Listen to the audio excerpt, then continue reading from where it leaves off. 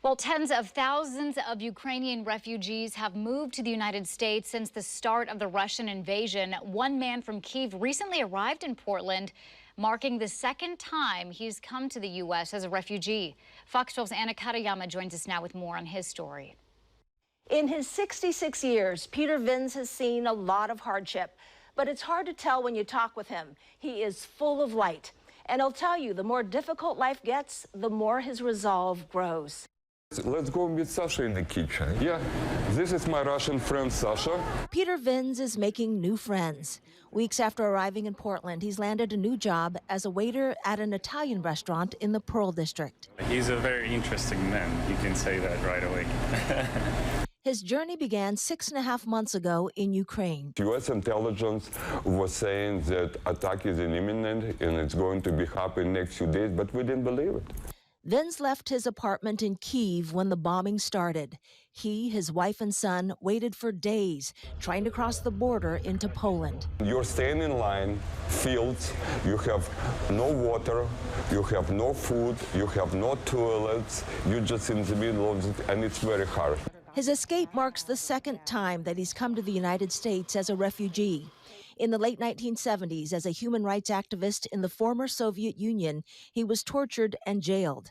His father and grandfather before him suffered similar fates.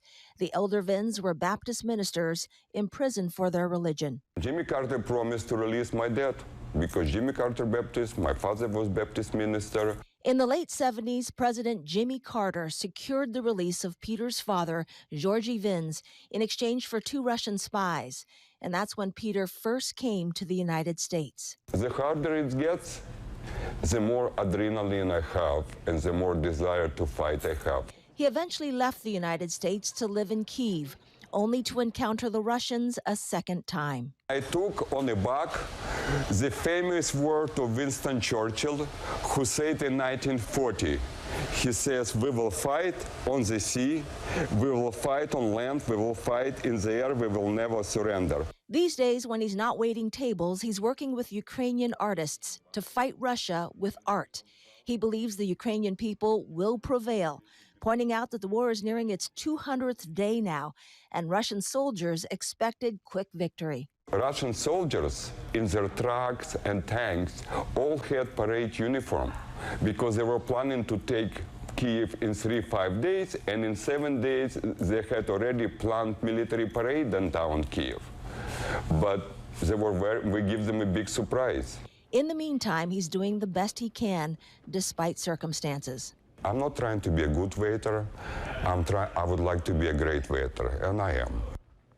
Peter has a brother here in Portland who is helping him get settled, and he's hoping the U.S. will open its doors to more refugees from Ukraine. Live in studio, Anna Katayama, Fox 12 Oregon. Remarkable story. Anna, thank you.